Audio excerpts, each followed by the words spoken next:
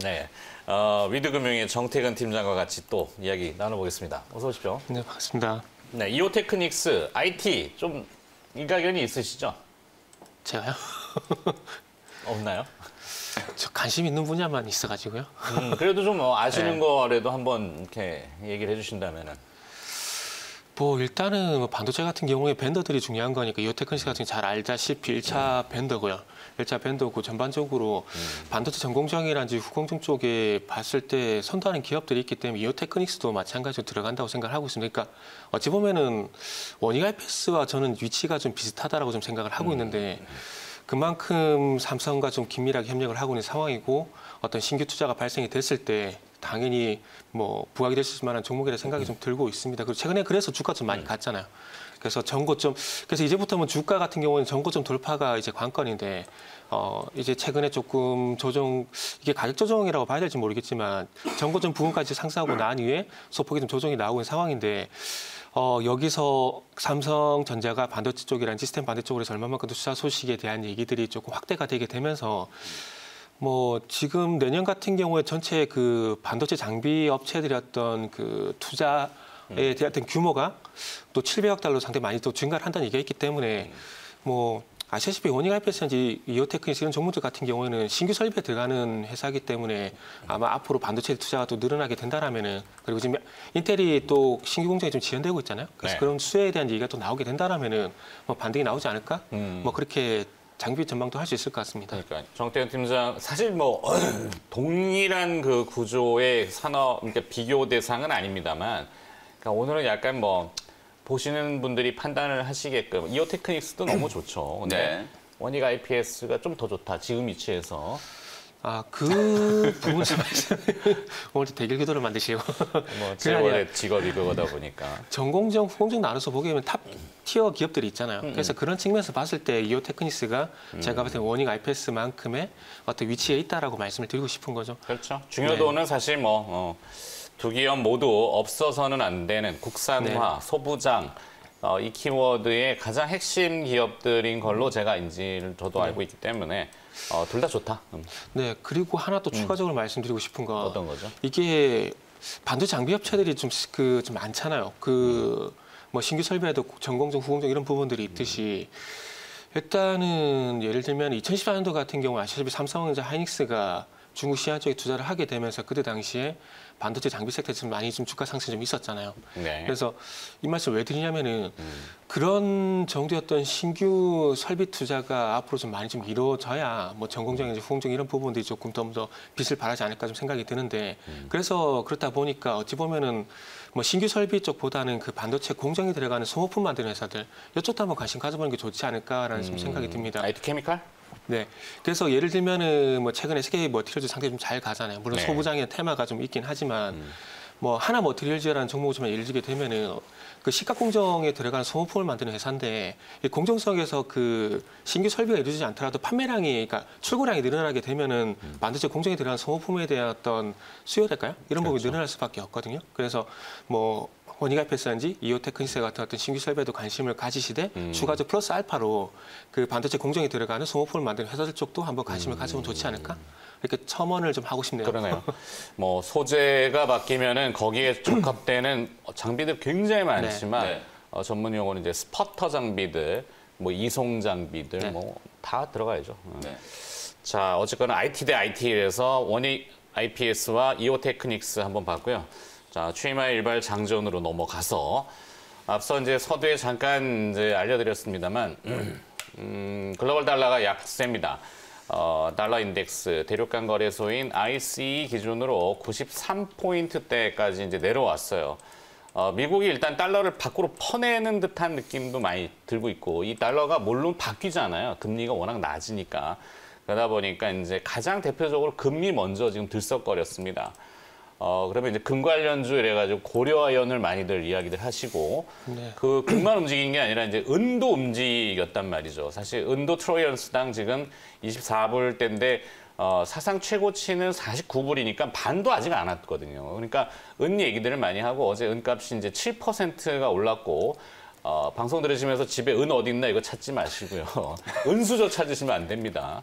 자, 그리고 세계 최대의 구리채굴이 광산이 이제 칠레에 있는데 이 코델코라는 데가 코로나19 환자들이 많기 때문에 광산이 폐쇄가 됐어요. 그러다 보니까 구리 가격도 들썩거리고 있고 거기에 이제 이 4차 산업, 뭐 2차 전지, 뭐 자동차, 뭐 테슬라 다 쓰이는 니켈이라는 금속도 비금속이 비철금속이죠. 인도네시아가 지금 올해부터 계속 금수령 카드를 꺼내 들고 있습니다. 거기에 이제 다음 넥스트는 뭐냐? 식량도 움직이지 않겠나? 금은 어차피 먹지도 못하는 건데 식량을 만약에 이 자원화에 대한 어떤 과거에도 몇 번 있었지만 식량이 문제가 된다면 식량 이슈는 앞으로 조금 몇 개월 또 계속 들여다볼 수 있는. 근데 직접적으로 사실 곡물 관련주가 국내에는 거의 그렇죠. 없어요. 네, 네. 그러다 보니까 이제 매칭을 시켜서 어제 비료 관련주가 좀 들썩거렸고 김현민 매니저가 또 선호를 하시는지 모르겠지만 농구바이오 같은. 그렇죠. 지난번에 저희가 이제 네. 환경 이슈 다룰 때 또 말씀 한번 드렸었죠. 그렇죠. 그래서 오늘 뭐 기업 선택을 조금 다각화시킨다면은 IT도 너무 좋지만 제약바이오는 이제 순환하는 구조가 있고 좀 보지 않았던 분야에서 보자면 이제 오늘은 농산물하고 비철금속 이쪽을 잠깐 본다면 관련 기업들 몇 가지 정리가 돼서 많지만 농우바이오, 뭐 현대 BNG 스틸, 황금ST라는 기업은 제가 정확히는 잘 모르겠는데 니켈 관련주로 분류가 되더라고요. 뭐 이런 것들 있는데 한번 이제 코멘터리를 부탁드려보죠. 김영 매니저 먼저. 네. 어쨌든 이제 이게 달러 약세 이게 어찌 보면은 핵심인 것 같은데. 그렇죠. 그 한때 이제 불과 우리 코로나19 터지기 전에 얼마 전까지만 하더라도 달러 인덱스가 뭐 103, 104까지 제가 갔던 걸로 기억을 하는데 어쨌든 달러가 또 고공행진을 하면서 그에 따른 이제 또 우려된 부분들 많이 걱정을 했고 오히려 이제 지금 또 달러가 약세가 되니까 오늘 뭐 미국 증시는 상승했는데 유로화가 오히려 이제 달러 약세를 틈타서 뭐 2년 전 만에 이제 초강세를 이제 뭐 보였다라고 하죠. 그러니까 네. 유럽 증시는 오히려 좀 삐걱거리잖아요. 이런 부분들이 전반적으로 이제 금융시장에도 분명히 이제 좀 영향을 좀 미치는 것 같고 다만 이제 국내는 일단 뭐 시장 전체적으로 보면 달러 약세가 뭐 그리 나쁜 소식은 아니기 때문에 뭐 긍정적인 이슈로 봐도 될 것 같고 다만 저는 이제 금값에 대한 부분들을 좀 말씀을 좀 드리고 싶어요. 많은 분들 특히나 이제 미국 쪽에 이제 애널리스트들도 금값이 이렇게 올라가는데 주식시장이 이렇게 고평가되어 있다니 이런 평가들을 많이 한단 말이죠. 뭐 대표적으로 일각에서는. 그렇죠. 금값 자체를 우리가 이제 안전자산이라고 이제 생각을 하기 때문에 이제 그런 건데 저는 이제 좀 시각을 좀 달리해서 산업재로 보시는 거죠. 그렇죠. 그냥 산업재 내지는 그냥 투자자산으로 생각을 해도 큰 무리는 없을 것 같아요. 왜냐하면 지금 많은 분들이 이미 금을 투자 목적으로 지금 투자를 하시는 분들이 상당히 많기 때문에 단순히 이 금값이 올라간다라고 해서 증시가 뭐 과열이다. 금값이 올라가면 항상 증시가 고점이었다. 이런 이제 공식을 이제 바로 이제 갖다 대는 건 조금 지금의 시장 상황하고는 좀 무리가 있다. 그래서 금값이 많이 올라가면 아우 주식시장 또 뭔가 또 안 좋은 불안한 이슈가 거 터져서 아니야, 불안한 거 뭐 아니야. 이렇게. 이런 생각을 하실 필요가 없다라는 점을 먼저 좀 말씀드리고 싶고요. 그래서 저는 그게 이제 어찌 보면은 만약에 금값이 올라가서 시장이 불안하다면 오늘 이제 말씀하셨던 이 황금ST라는 기업이 대표적으로 이제 금 가격하고 연동이 된 무슨 뭐 미중 갈등이 부각이 되면 금값이 치솟으면 또 거기에 따라서 주가가 이제 급등하는 그런 스타일로 이제 움직였던 대표적인 기업명의 종목이거든요. 황금ST라서 그렇죠. 근데 니켈도 뭐 그렇죠. 연관성이 있더라고요. 그래서 어쨌든 이 황금ST라는 종목이 지금 주가 움직임을 보시면 미중 무역 분쟁이 터지고 어쩌고 저쩌고 하면 이제 또 히토류 관련된 종목들이 급등을 하는데 유니온이라든지 유니온 머티리얼즈 같은 이런 기업들은 급등을 했지만 황금ST는 지금 전혀 움직이지 않았단 말이에요. 네. 그래서 일단 저는 중요한 건 어쨌든 종목에 대한 접근도 접근이지만 이 금값 상승 자체를 우리가 이제 어떻게 좀 바라볼 것인가 이 부분이 오히려 조금 더 중요한 좀 시사점이 있다라고 보여지고요. 근데 황금ST라든지 지금 이제 저는 농우바이오도 마찬가지고요. 네. 이렇게 이제 어쨌든 식량 주권 그리고 자원에 대한 주권 얘기들을 요즘에 좀 많이 하고 있어요. 실제로 코로나19 이후의 시대, 포스트 코로나 시대 때는 정말 저는 이게 중요한 좀 패러다임이 될 거라고 보여지거든요. 패권 경쟁을 어쨌든 이제 기술적인 부분으로만 하는 게 아니라 정말 우리가 이제 피부에 와 닿는 이제 백신도 하나의 이제 또 무기가 될 수 있을 정도로 그렇죠. 상당히 좀 이제 좀 중요한 문제로 대두가 되고 있는 상황이잖아요. 그래서 네. 종자에 대한 문제라든지 그리고 이제 핵심적인 원자재 소재와 관련된 부분이라든지 니켈도 사실 2차 전지 배터리 만들려고 그러면 하이니켈 얘기 정말 많이 하고 있는데 니켈 없으면 안 되거든요. 뭐 일론 머스크가 니켈을 빼겠다라고도 했지만 네. 당장 빼기는 어려운. 그렇죠. 뭐 고체 산화물 가지고 이제 연료 전지를 만들고 이거 하는 과정 자체가 사실 기술은 어느 정도 개발이 될지는 몰라도 이걸 또 산업 표준을 만들어서 상용화를 시키는 것까지 정말 또 오랜 시간이 또 걸릴지도 모르는 거거든요. 그래서 이런 상상력을 많이 발휘하자면 니켈이 이제 스테인리스 합금, 네. 요즘 뭐 수돗물 얘기 나오잖아요. 녹슨 수도관,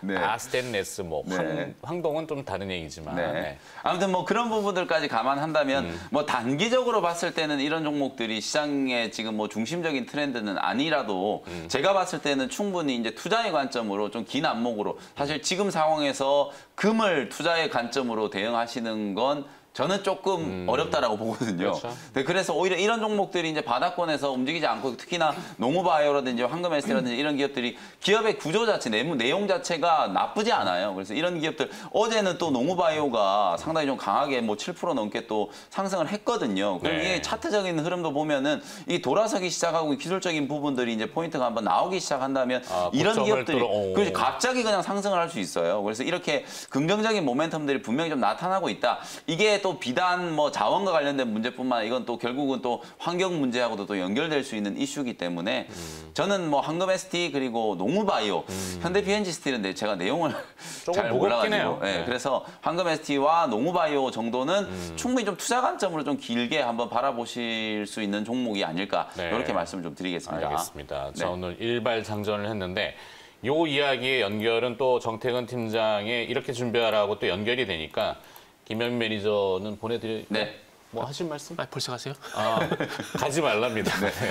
우리 정태근 팀장님 방금 이제 말씀하셨던 것처럼 우리 IT 반도체 말씀하시다가 네. 소모성 부품 얘기해 주셨잖아요. 그렇죠. 저는 이제 적극 좀 공감을 하는 게 실제로 시장에서 지금 뭐 언뜻 떠오르는 네. 이런 거 좋아요. 네. DDR4에서 DDR5 바뀐다는 거 이거 세대 교체한다는 얘기 많이 하고 있잖아요. 그렇죠. 그러면서 이제 소모성 부품 만든 대표적인 게 테스트 소켓, 소켓. 리노공업이 뭐 어마어마하게 가고 있잖아요. 네, 그런 맞아요. 논리하고 똑같다라고 보시면 되거든요. 이 소재 쪽도 슬러리라든지 뭐 이 소모성 이제 소재들 반도체 공정에 어쨌든 뭐 딱히 이게 공정이 어려운 건 아니지만 계속 소모되고 또 넣어야 되고 또 넣어야 되고 이런 이제 소재들을 만드는 기업들은 지금 시장 상황에서 실적도 분명히 좋을 거기 때문에 그렇죠. 2분기 실적 시즌 아직 이제 뭐 실적 발표를 안 한 기업들 중에서도 주목을 좀 해보실 필요는 있다. 리노공의 소켓 그러니까 마이크로 컨텍스얼 이런 기업도 연관이 그렇죠. 있고. 뭐 ISC도 있고요. 그렇죠. 뭐 그런 기업들을 이제 두루두루 좀 보시면 좋을 것 같다라는 말씀을 좀 드리고요. 거기에 MLCC 들어가면은 또 오늘 밤새야 되는 거 아니에요? 맞습니다. MLCC 이제 들어가면 이제 삼성전기. 삼성전기 또 지난번에 또 소개해드렸었죠. 그죠.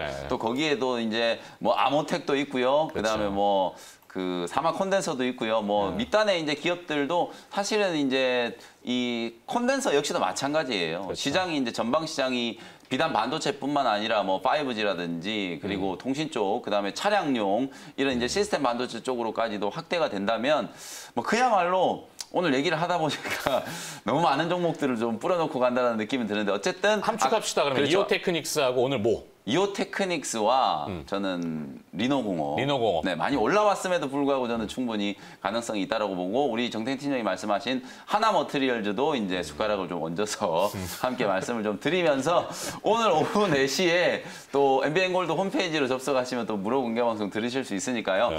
오늘 조금 부담이 되거든요. 어쨌든 이오테크닉스 절대 단타 칠 종목이 아니라 좀 중기적인 관점으로 보셔야 되는 종목이다라는 거 다시 한번 제가 상기시켜 드리면서 오후 4시 무료 공개 방송에서 다시 인사드리도록 하겠습니다. 알겠습니다. 이오테크닉스 제가 조금 아는데 이따 4시에 시간 되면 한번 제가. 네. 네. 하여튼 NBA 골드의 김영미 매니저가 수고해 주셨습니다. 고맙습니다. 네, 감사합니다.